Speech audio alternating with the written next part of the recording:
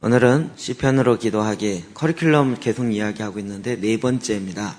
시편으로 기도하기 말씀 같이 들어보겠습니다. 누가복음 24장 44절에서 48절입니다. 시작. 또 이르시되 내가 너희와 함께 있을 때 너희에게 말한 바 곧 모세의 율법과 선지자의 글과 시편의 날을 가리켜 기록된 모든 것이 이루어져야 하리라 한 말이 이것이라 아시고 이에 그들의 마음을 열어 성경을 깨닫게 하시고 또 이르시되 이같이 그리스도가 고난을 받고 제3일에 죽은 자 가운데서 살아날 것과 또 그의 이름으로 죄사함을 받게 하는 회개가 예루살렘에서 시작하여 모든 족속에게 전파될 것이 기록되었으니 너희는 이 모든 일의 증인이라. 시편으로 기도해야 된다라는 이 말씀을 갖고 전하려고 제가 이렇게 돌이켜 보니까 사실 새로운 얘기가 아니었습니다.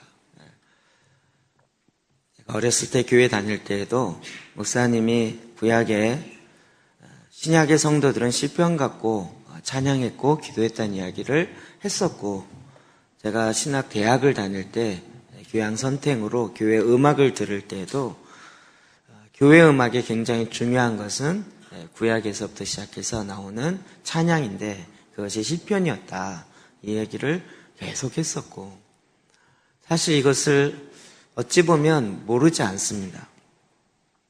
그래서 제가 시편 기도와 관련된 책들을 어제 이렇게 쭉 뽑아보니까요, 너다섯 권 나오더라고요. 그러니까 시편으로 기도한다는 얘기는 지금 너도 나도 많이 알려져 있는 부분입니다. 그런데 왜 이게 우리 안에 이렇게 삶의 실제로 정착이 안 됐을까요? 많이 들었는데 그렇게 사라지지 않았을까요? 저는 이제 이런 게 고민이죠. 많이 얘기는 했지만 그것을 담아낼 수 있는 그릇이 없었던 거죠. 그릇을 만들려면 사실 교회의 구조나 내용을 좀 바꿔야 담아줄 수 있는 거죠.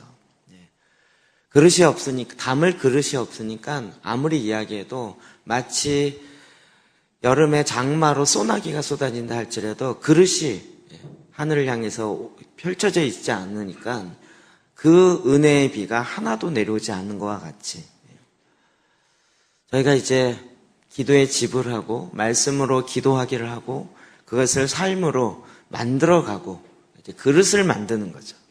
그릇을 만들어 가니까 이제 이런 내용들도 우리가 담고 있는 이 그릇에 이렇게 담으면 되겠다, 저렇게 담으면 되겠다, 이렇게 이제 좀 담아지는 그런 은혜가 있는 것 같습니다. 물론 새 포도주도 중요하지만 새 부대를 만드는 것도 중요합니다. 여러분, 그렇게 새로운 것을 담으려면 새 부대를 만들어야 됩니다. 내 신앙 삶에 있어서 옛날에 잘했는데 지금 왜 안 될까? 옛날에 잘된 것은 옛날의 은혜만큼 할 수 있습니다. 근데 더 잘하려면 그릇을 넓혀야 됩니다. 그릇을 넓히려면 뭐가 오는지 아십니까? 고난이 와야 됩니다. 고난이 오면 그릇이 넓혀집니다. 넓혀진 것만큼 더 많은 은혜를 더 받게 되어 있습니다. 그래서 우리가 이 시편으로 기도하기가 우리 삶에 이제는 좀 실제로 담아지는 것 같습니다. 제가 계속 이 커리큘럼 이야기하면서 우리의 영적 성숙에 따라서 하는 것이 달라진다라고 이야기했었습니다. 그래서 영적 아이 때부터 청년 아비, 그리고 드디어 우리가 영적 신생아를 조금 벗어나서 영적 아이의 수준에서 하는 것이 시편 기도이고 성경을 10장씩 읽어가는 기도입니다. 이제 조금 인간 같은 기도를 하게 됩니다. 자, 우리가 지금 계속 새롭게 하는, 사실 별로 새로운 것도 아니지만 기도를 위해서는 먼저 성경을 읽어야 된다, 이 얘기를 계속합니다. 성경을 읽는 사람은 기도하지 않을 수 없고, 기도하는 사람은 성경을 모르고는 자기식의 기도를 할 수밖에 없습니다. 이 둘은 항상 붙어 있습니다.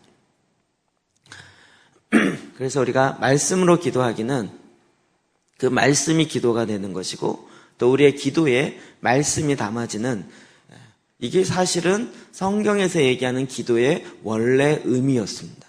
원래 의미. 우리가 그것을 새롭게 만든 것이 아니라 원래 있었던 것을 다시 찾아내고 확인하는 것에 불과합니다. 자, 그래서 초대교회로부터 시작하여 이 시편을 갖고 어떻게 기도했는가 가만히 보면 구약부터 좀 봅시다. 역대상 16장 7절부터 9절입니다. 시작. 그날에 다윗이 아삽과 그의 형제를 세워 먼저 여호와께 감사하게 하여 이르기를 너희는 여호와께 감사하며 그의 이름을 불러 아뢰며 그가 행하신 일을 만민 중에 알릴지어다. 그에게 노래하며 그를 찬양하고 그의 모든 기사를 전할지어다. 사울 왕은 왕이 되고 난 다음에 하나님 앞에 별로 행한 것이 없습니다. 그러나 다윗은 왕이 되자마자 첫 번째로 한 것이 법궤를 가져온 것입니다. 너무 중요합니다. 우리도 왕 같은 제사장으로 법궤가 뭐죠? 말씀을 상징하고 하나님의 임재를 상징합니다. 내 마음에 법궤를 갖고 와야 됩니다.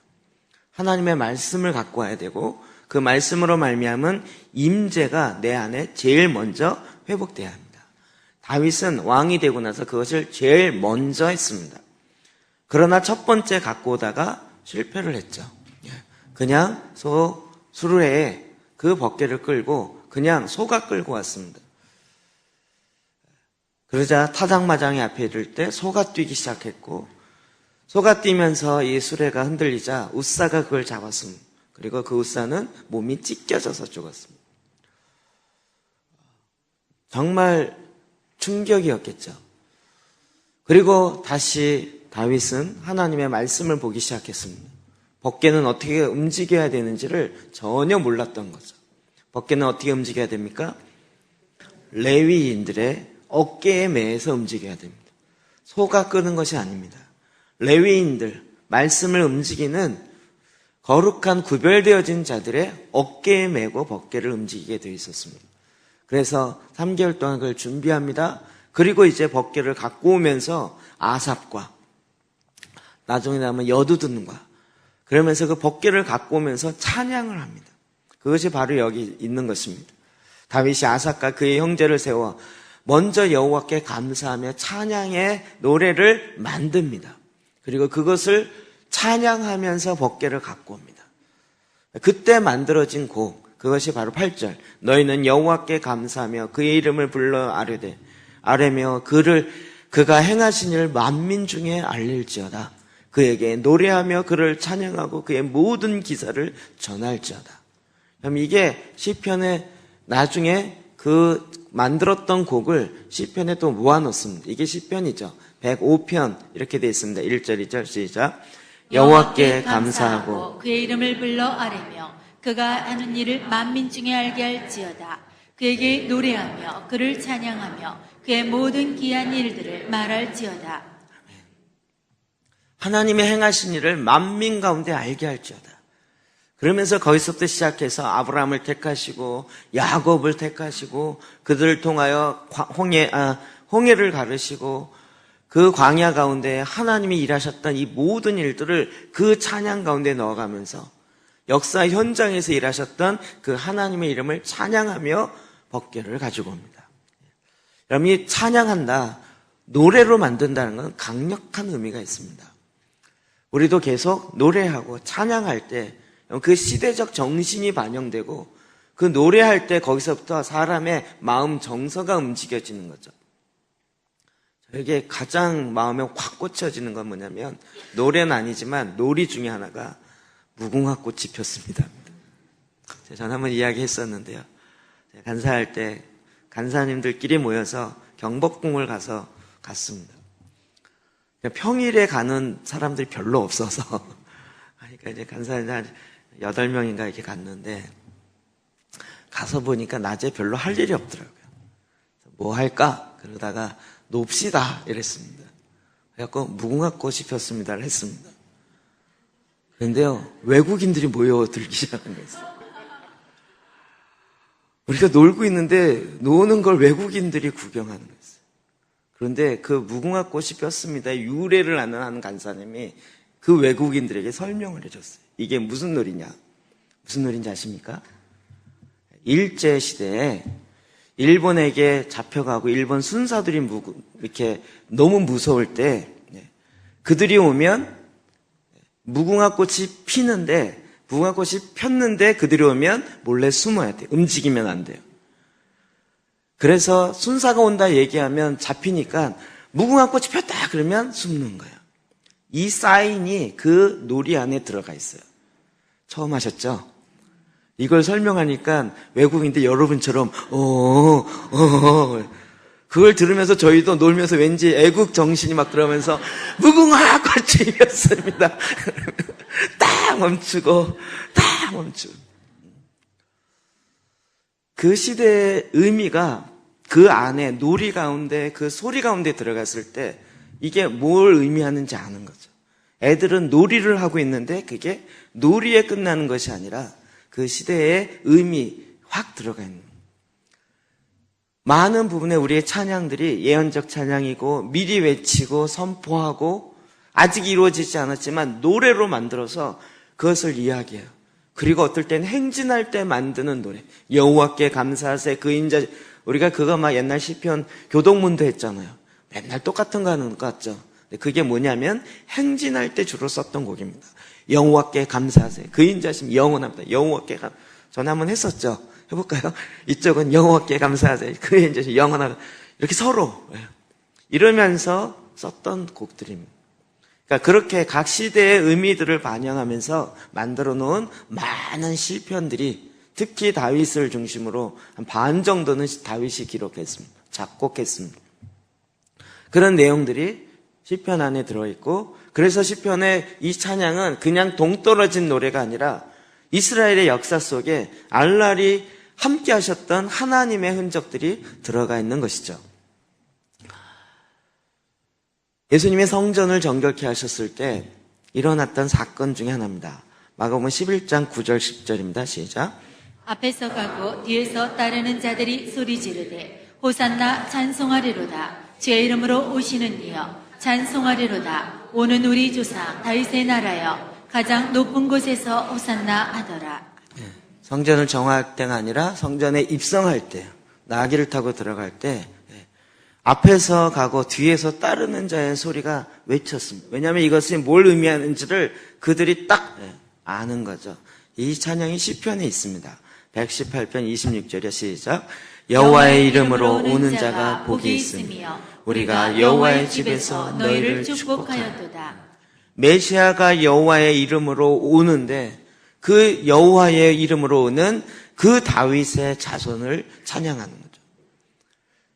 그들이 메시아가 온다 이렇게 한 것이 아니라 이미 시편 가운데 있는 내용을 가지고 예수 그리스도의 오심을 찬양하는 거였습니다. 그래서 모든 상황마다 이런 시편이 실제로 들어가 있었던 거죠. 예수님도 시편을 많이 인용하셨습니다. 마태복음 21장 16절이요. 시작. 예수께 말하되 그들이 하는 말을 듣느냐. 예수께서 이르시되 그렇다 어린아기와 젖먹이들의 입에서 나오는 찬미를 온전하게 하셨나이다 함을 너희가 읽어본 일이 없느냐 하시고. 이게 바로 성전을 정결케 했던 사건입니다. 그 앞에 15절 제가 일부러 뺐는데요. 대제사장들과 서기관들이 예수께서 하시는 이상한 일, 성전을 깨트리고 막 이게 상을 뒤집고 이런 부분에 있어서 이상한 일과 또 성전에서 소리질러 호산나 다윗의 자손이여 하는 어린이들을 보고 노하여서 그런 어린이들을 보고 막 노한 거예요. 제사장이, 서기관들이. 그때 이것이 성경에 있다. 예수님께서 이렇게 얘기하시는 거예요. 예수께서 그렇게 노하고 있는 제사장들 향해서 그들이 하는 말을 듣느냐 예수께만 이렇게 막 따지니까 예수님이 이르시되 그렇다 어린아이와 젖먹이들이 입에서 나오는 찬미를 온전하게 하셨다 함을 너희가 시편에 읽어보지 않았느냐. 시편 8편 2절에 있는 내용이에요. 어린이들이 모르고 막 찬양하는데 그게 굉장히 예언적인 거예요. 그것의 실제가 일어난 거죠. 근데 제사장들은 그거를 모르고 이 사건이 뭘 의미하는지를 모르고 있었던 거죠. 또 마태복음 27장 46절입니다. 시작. 그 시쯤에 예수께서 크게 소리질러 이르시되 엘리 엘리 라마 사박다니 하시니 이는 곧 나의 하나님 나의 하나님 어찌하여 나를 버리셨나이까 하는 뜻이라. 저는 이것이 시편에 있다는 걸 알고 깜짝 놀랐어요. 예수님 십자가에서 이야기할 때도 자기 말을 하지 않으시고 거기서도 시편에 있는 내용을 가지고 그대로 이야기하신 거예요. 우리가 잘 아는 것처럼 22편 1절이요. 시작. 내 하나님이여 내 하나님이여 어찌 나를 버리셨나이까 어찌 나를 멀리하여 돕지 아니하시오며 내 신음소리를 듣지 아니하시나이까. 시편은 정말 예언적 찬양과 예언적 내용이 굉장히 많이 들어가 있습니다. 그래서 예수님 엠마오로 가는 두 제자에게 말씀을 풀어주면서 이야기하는 거죠. 누가복음 24장 44절이요. 시작. 또 이르시되 내가 너희와 함께 있을 때 너희에게 말한 바 곧 모세의 율법과 선지자의 글과 시편의 나를 가리켜 기록된 모든 것이 이루어져야 하리라 한 말이 이것이라 하시고. 모세의 율법, 모세오경, 선지자의 글, 대선지서, 소선지서, 선지자의 글, 또 시편에서 누구를 가리켜요? 나를, 예수님을 가리켜서 기록된 것. 시편에 다윗이 기록했지만 메시아를 가리켜서 기록했던 그 글을 설명해 준 거예요. 아까 얘기한 것처럼 무궁화꽃이 폈습니다. 이게 이런 의미야 라고 하면 여러분이 그때서야 그렇군요 라고 하는 것처럼 엠마오 제자들이 시편의 노래를 가지고 자기네들도 예배 시간에 노래하고 그랬는데 그가 누구인지를 모르는 거죠. 그래서 시편에 가리키는 그가 메시아, 예수라는 것을 설명해 줬을 때 그들의 마음이 뜨거워졌다라고 성경이 설명하고 있는 것입니다. 초대교회에서도 이 시편을 계속 사용하였습니다. 에베소서 5장 19절이요. 시작. 시와 찬송과 신령한 노래들로 서로 화답하며 너희의 마음으로 주께 노래하며 찬송하며. 아멘. 시와 찬송, 신령한 노래로 서로 화답하여. 저는 이거 많이 회복하고 싶어요. 예배 시간에 이렇게 화답해요. 화답하는 거를 여러분 잘 이해를 못 하시죠? 원래 교동문이 원래 이런 거였는데 의미를 다 놓쳐버려갖고 아주 재미없게 만들었어요. 근데 그걸 제일 재밌게 만든 것이 흑인 양가들이에요. 진짜 되기 원합니다. 참마음으로. 한 사람이 딱 솔로하면 나머지 모든 사람이 참마음으로, 진심으로인가요? 바뀌어서 진심으로 됐나요, 좀? 주는 나의 기쁨, 아멘. 춤춰가면서 서로 화답하는 거예요. 회종들은 그냥 아멘, 할렐루야만 하고 계속 어떤 사람이 선창하면 노래하고. 초대교회 이렇게 예배했다고요. 성가대만 이렇게 안 하고요. 모든 성도들이 같이 서로 화답하며 노래했어요. 골로새서 3장 16절에 시작. 그리스도의 말씀이 너희 속에 풍성히 거하여 모든 지혜로 피차 가르치며 권면하고 시와 찬송과 신령한 노래를 부르며 감사하는 마음으로 하나님을 찬양하고. 그러면 찬양할 때 놀랍게도 예언적 내용이 확 내려오기 시작해요. 시편 22편은 정말 예수님의 십자가를 보고 기록한 것 같죠. 시편 22편이요. 근데 전혀 아니거든요. 그런데 시편 22편에 보면 마치 정말 예수님의 십자가를 보고 기록한 것 같죠. 왜요?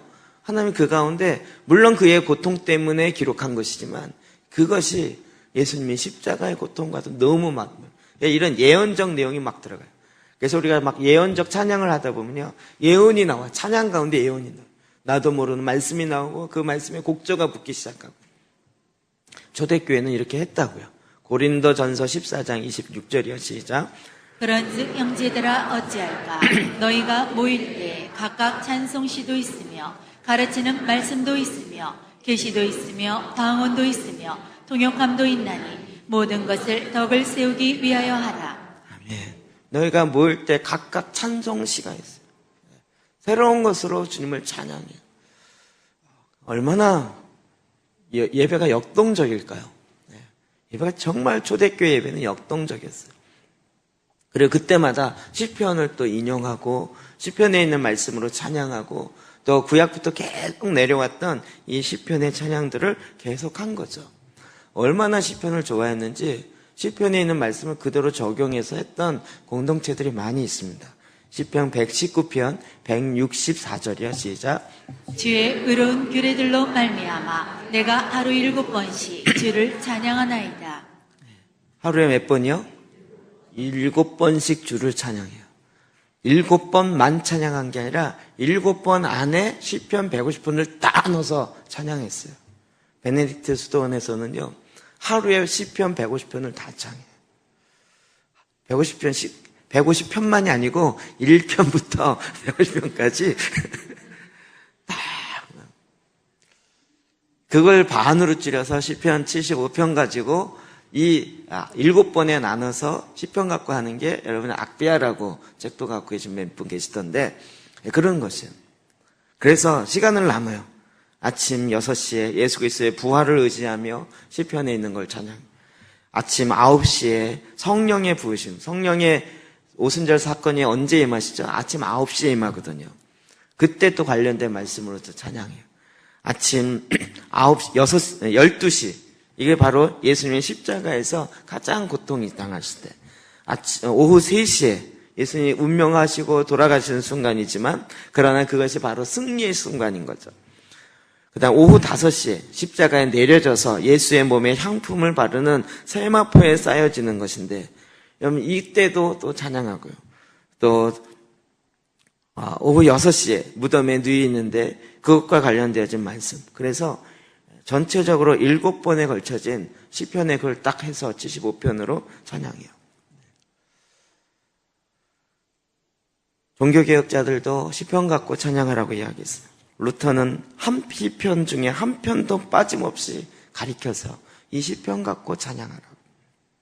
칼빈도 성령님의 뜻은 온 교회가 이 시편으로 기도하는 것이다 라고 종교개혁자들도 계속 이야기했습니다. 시편은 전체적으로 5권으로 되어 있습니다. 150편이지만 5권으로 되어 있습니다. 제가 많이 말씀드렸는데도 아직 잘 이해 안 되신 분이 있더라고요.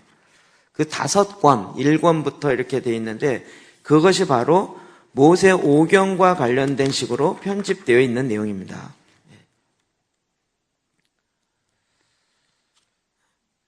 창세기와 관련된 게 1편부터 41편이고요. 출애굽기와 관련된 게 42편부터 72편이고요. 레위기와 관련된 게 73편부터 89편이고요. 민수기와 관련된 게 제4권인 90편부터 106편. 신명기와 관련된 게 107편에서 150편. 오늘 아침에 몇 편 읽었죠? 119편. 그 긴 거, 가장 긴 거. 신명기, 하나님의 말씀이 소중한지. 그래서 그게 119편의 위치에 있는 거예요. 신명기와 관련된 내용이기 때문에. 시편이 이렇게 구성되어 있어요. 그러니까 이 시편을 갖고 기도할 때 하나님이 주셨던 모세오경, 토라의 말씀이 사람의 감성을 통하여 나오게 되어지는 것을 찬양하게 되는 거죠.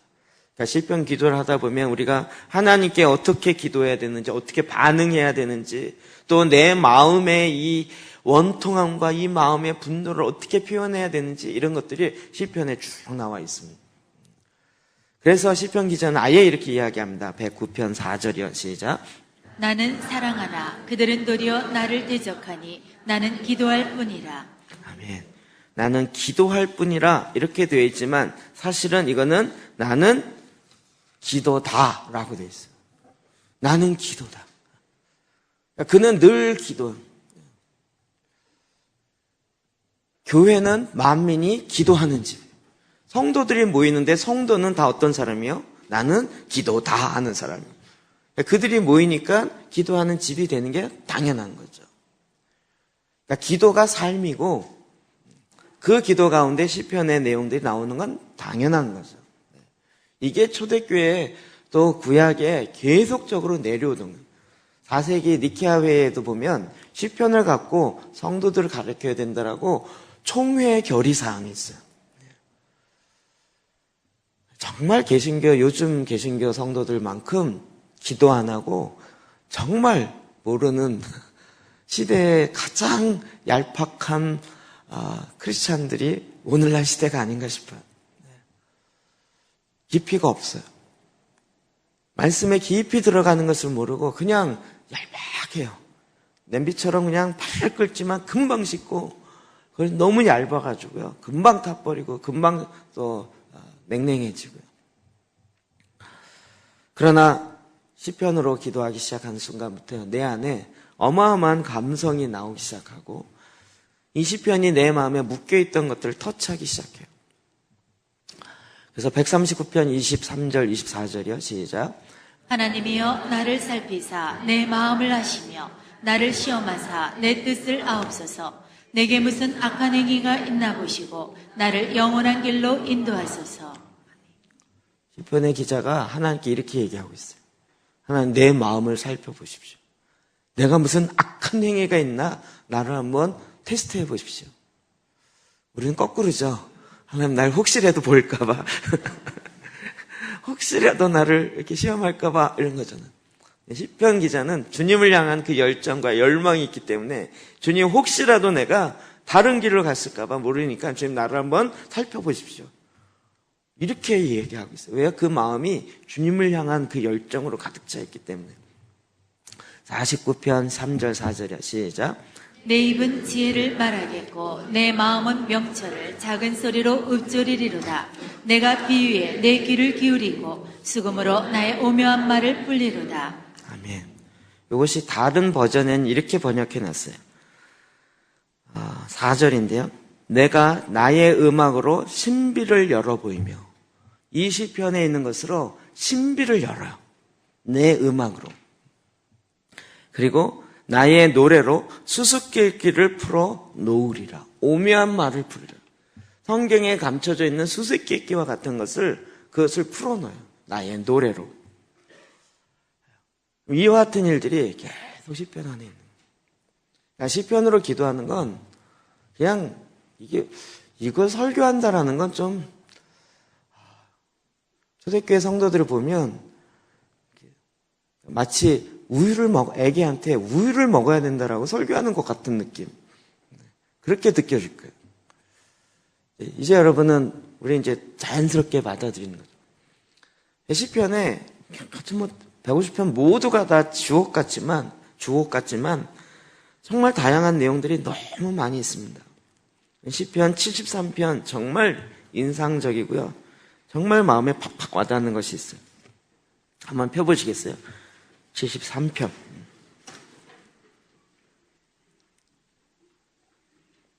이게 원통할 때, 유혹에 맞서 싸울 때 73편 말씀 보면 위로가 팍 돼요. 자, 1절 보세요. 하나님이 참으로 이스라엘 중, 읽어볼까요? 1절부터 8절, 9절까지인데 너무 기니까 5절까지만 읽어봅시다. 시작. 하나님이 참으로 이스라엘 중 마음이 정결한 자에게 선을 행하시나 나는 거의 넘어질 뻔하였고 나의 걸음이 미끄러질 뻔하였으니 이는 내가 악인의 형통함을 보고 오만한 자를 질투하였음이로다. 그들은 죽을 때에도 고통이 없고 그 힘이 강건하며 사람들이 당하는 고난이 그들에게는 없고 사람들이 당하는 재앙도 그들에게는 없나니. 예. 그럼 이런 것 때문에 넘어질 뻔하지 않으세요? 무슨 얘기인지 이해되세요? 예. 하나님이 1절 보면 마음이 정결한 자에게 선을 행하시는 줄 알았는데 내가 거의 넘어질 뻔했어요. 나의 걸음이 미끄러져서 휘청했어요. 왜냐? 이는 악인의 형통함을 본 거예요. 하나님을 안 믿고 오히려 악한 일을 하는 자들이 더 형통한 거예요. 오만한 자를 질투하였습니다. 그런데 그 악한 자들이 어느 정도냐면 죽을 때도 고통이 없어요. 죽을 때도 막 비참하게 죽어야 되는데 죽을 때도 아주 부드럽게 죽어요. 별로 고통이 없어요. 또 힘이 강건해요. 사람들이 당하는 고난이 그들에게는 없어요. 악한 자들인데. 사람들이 당하는 재앙이 재앙도 없어요. 그러므로 교만이 그들의 목걸이요 강포가 그들의 옷이며, 이런 걸 보면서 휘청한 거예요. 어떻게 이룰 수 있냐는 거예요. 여러분 그럴 때 없으세요? 안 믿는 자들이 더 잘 되는 것 같고 하는 일마다 잘 되는 것 같고 나는 왜 이렇게 하는 것보다 안 되는 것 같고, 그래갖고 휘청한 거예요. 그래갖고 이 시편 기자가 하나님께 계속 따지듯이 묻는 거예요. 13절 보세요. 내가 내 마음을 깨끗하게 하며 내 손을 씻어 무죄하다는 것이 실로 헛되도다. 나를 깨끗하게 하고 나를 정말 정결하게 하고 손을 씻고 이런 게 헛된 거, 헛되다 이렇게 느끼는 거예요. 나는 종일 재난을 당하며 아침마다 징벌을 받았도다. 맨날 재난 받고 맨날 훈련이라고 그러고 맨날 고난이고 내가 만일 스스로 이르기를 내가 그들처럼 말이라 하였더라면 나는 주의 아들들의 세대에 대해 악행을 행하였으리라. 나도 차라리 그들처럼 나도 악행을 행해서 나도 형통케 되고 싶다 이런 말을 하고 싶다는 거죠. 이런 얘기를 시편 이 아삽 그대로 고백하는 거예요.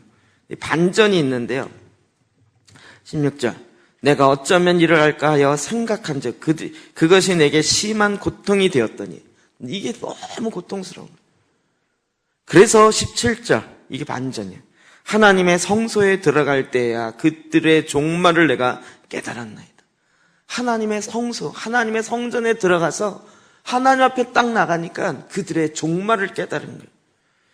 주께서 참으로 그들을 미끄러운 가운데 두시며 파멸에 던지시니 그들이 어찌하여 그리 갑자기 황폐되었는가 놀랄 정도로 그들은 전멸하였나이다. 나중에 그들이 완전히 진멸하게 될 거예요. 죽을 때 편안하게 죽는 것 같은데 편안하게 죽었다가 영원히 지옥에 가. 편안하게 죽었다. 그들의 종말의 끝을 보는 거예요.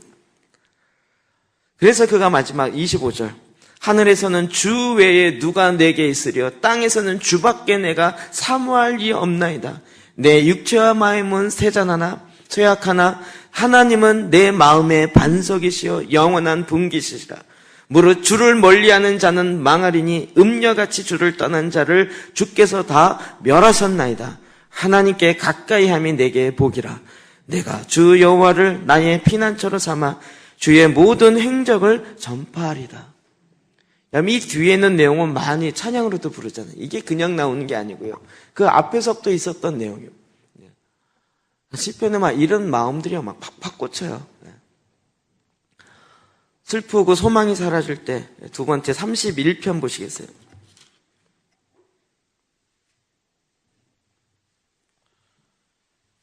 비탄의 시라, 통의 시, 이 시편은요, 별의별 내용이, 별명이 다 있습니다.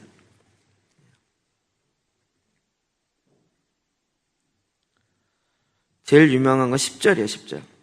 내 일생을 슬픔으로 보내며, 나의 연수를 탄식으로 보내며, 내 기력이 나의 죄악 때문에 약하여지며, 나의 뼈가 쇠하도소이다.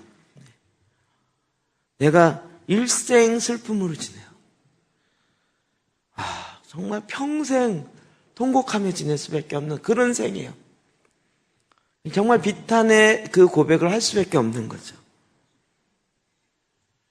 11절 내가 모든 대적들 때문에 욕을 당하고 내 이웃에게서는 심히 당하니 내 친구가 놀라고 길에서 보는 자가 나를 피하였나이다.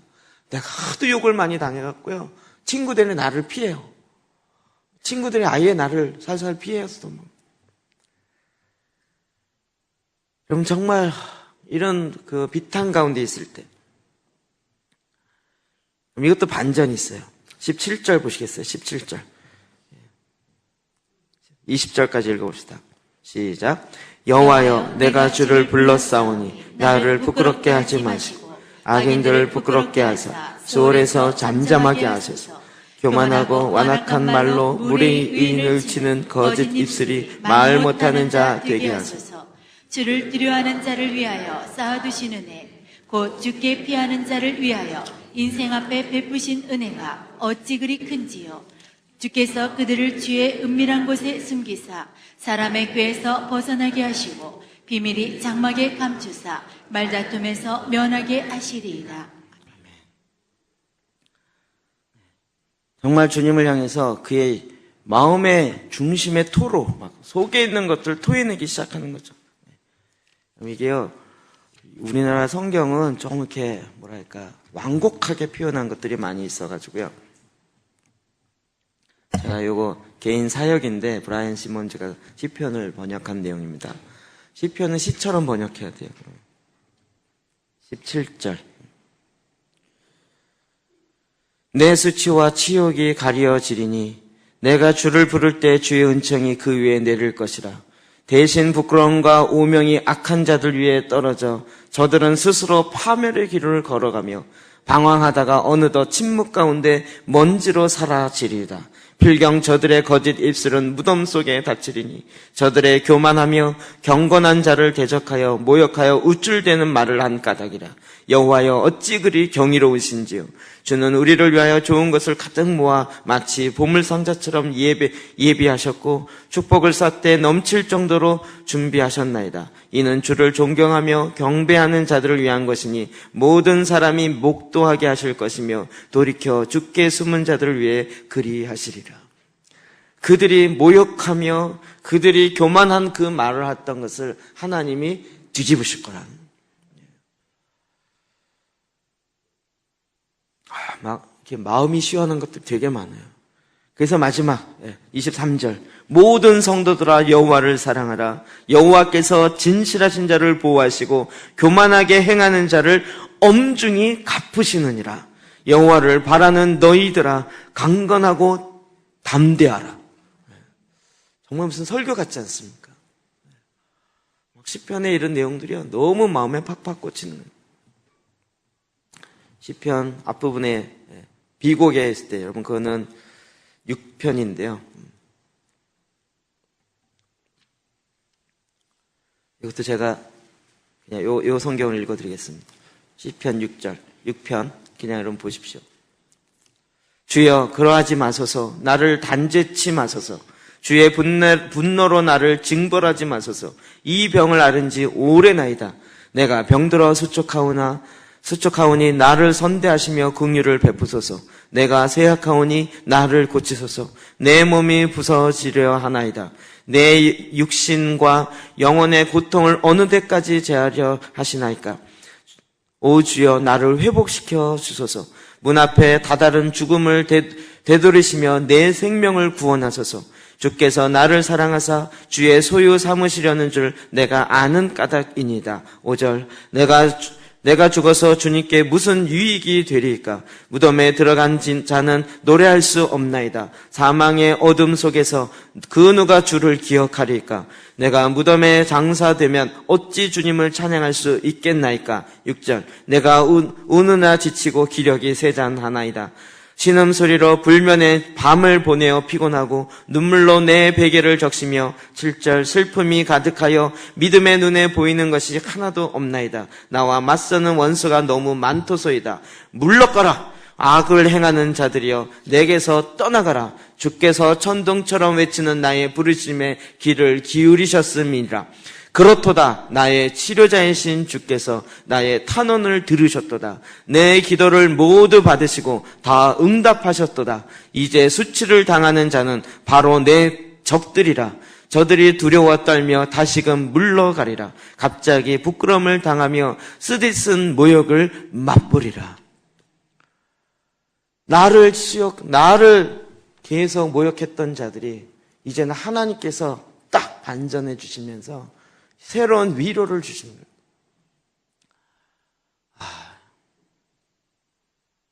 거예요. 우리의 마음을요, 이렇게 마음의 실제를 너무 타치해요. 여러분, 하나님 앞에 화날 때 있어요. 제일 마지막 하나 보시겠어요? 이럴 때 우리 기도 못하죠. 하나님께 화날 때. 44편 한번 봅시다.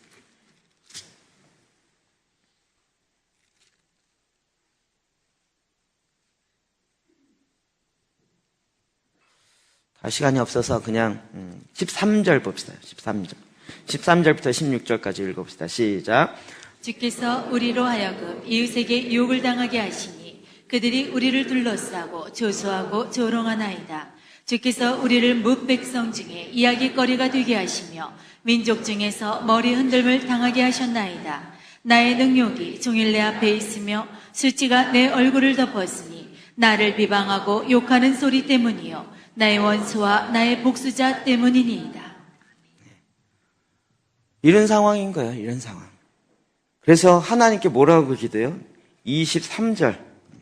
정말 희한한 기도를 합니다. 23절만 읽을까? 시작. 주여 깨소서 어찌하여 주무시나이까. 일어나시고 우리를 영원히 버리지 마소서. 거꾸로 하나님을 깨워요. 하나님 우리를 깨우는 게 아니라 주여 깨소서, 주여 일어나소서. 주님 정말 그 마음에 하나님이 안 도와주는 것 같고 하나님 주무시는 것 같은 거예요. 그러니까 그 앞에 외치면서 주여 깨소서, 일어나소서. 24절 시작. 어찌하여 주의 얼굴을 가리시고 우리의 고난과 압제를 잊으시나이까. 25, 26 시작.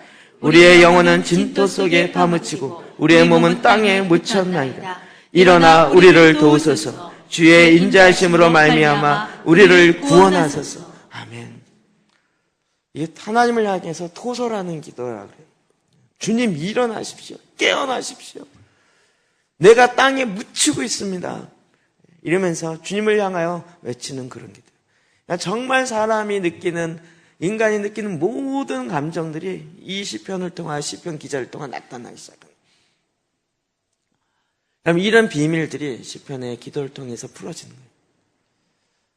우리 여기 원곡동의 희망찬교회 김두시 목사님이 간증한 내용이 있습니다.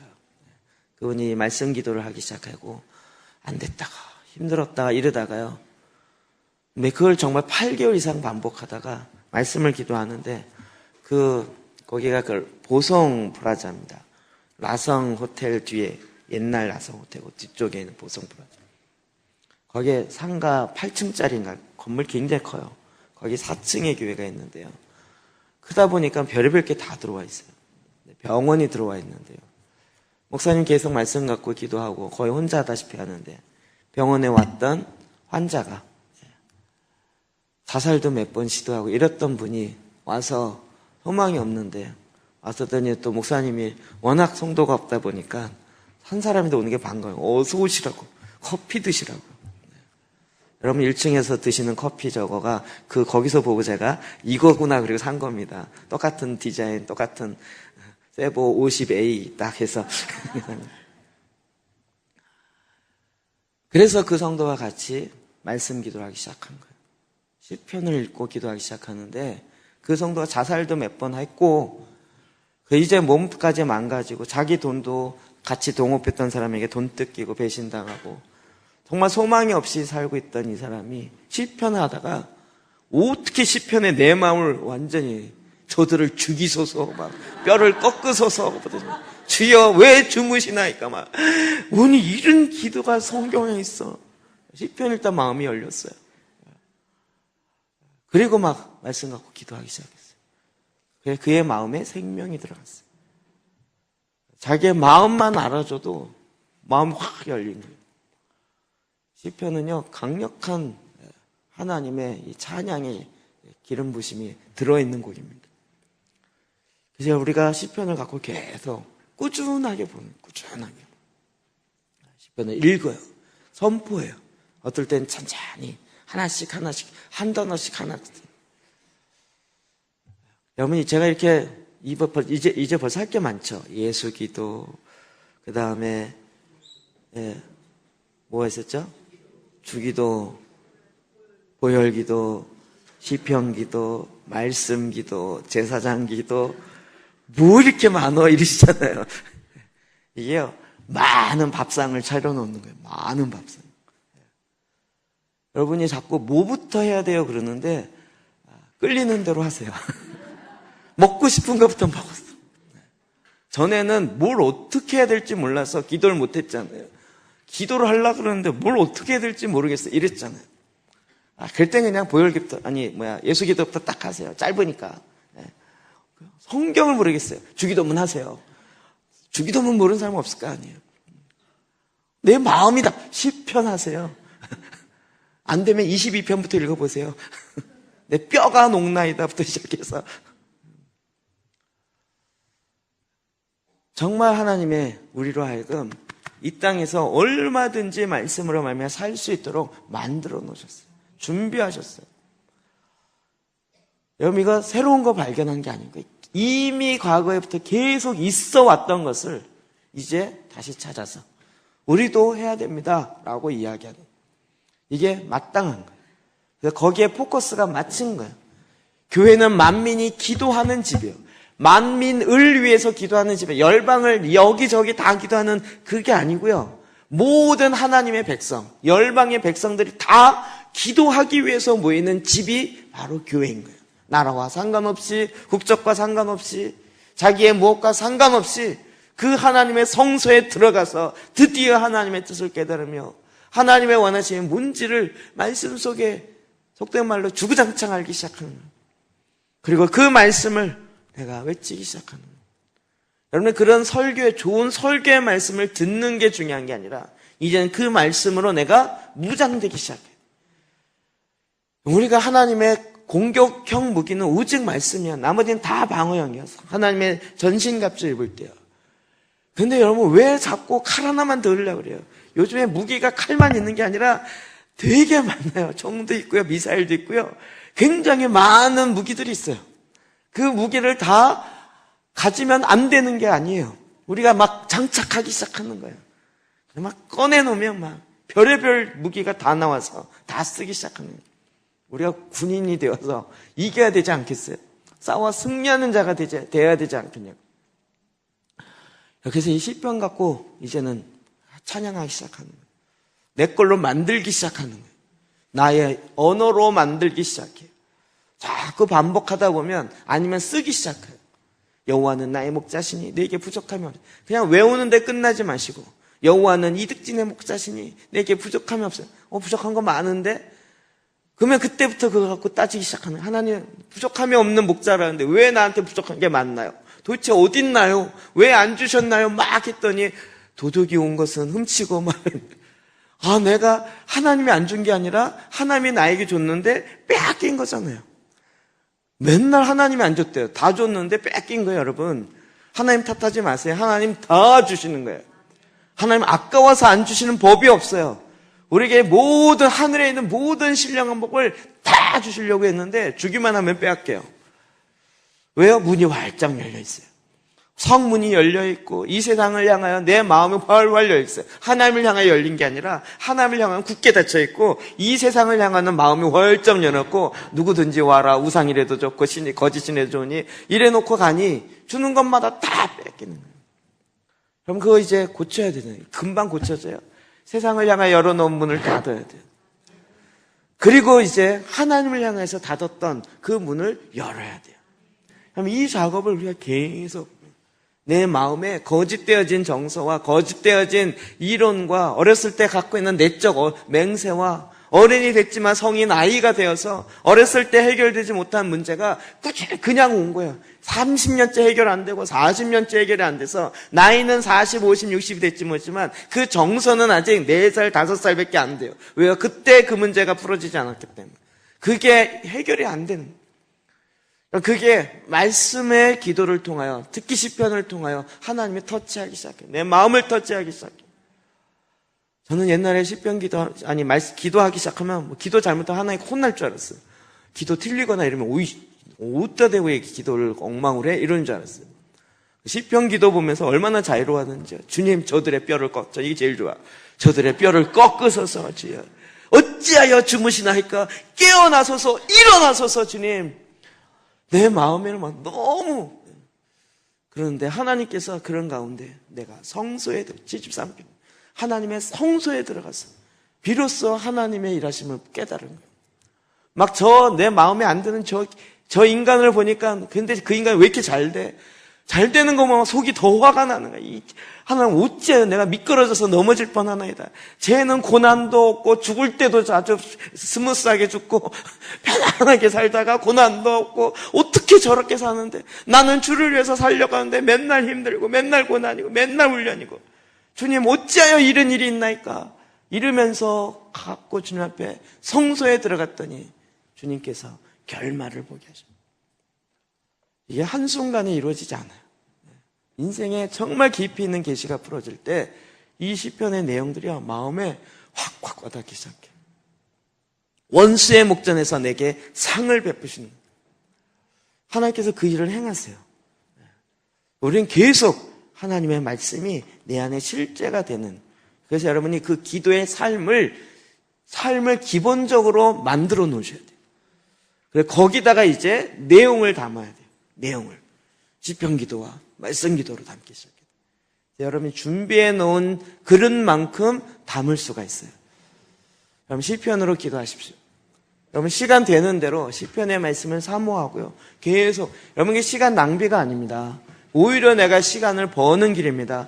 이거 저거 헤매고 바쁜 게 좋은 게 아니고요. 정확한 그 길로 가는 게 중요한데 하나님께서 말씀으로 그 길을 인도하십니다. 우리가 그렇게 하나님 앞에 머물러 있는 것이 시간 낭비나 오히려 해야 할 일을 못하는 것이 아니라 제대로 가기 위해서 하나님 말씀 앞에 머물러 있는 것입니다. 시간을 벌게 해주십니다. 헛된 길로 가는 헛수고를 하지 않게 하십니다. 하나님의 말씀이 오묘하여서 우리를 이끌어 가십니다. 여러분 우리가 다시 한번 주 앞에 기도합시다. 아까 시편의 고백처럼 하나님 나는 기도입니다. 하나님 나는 기도하는 사람입니다. 나의 별명은 기도 그 자체이고 내 이름은 기도입니다. 기도하는 사람입니다.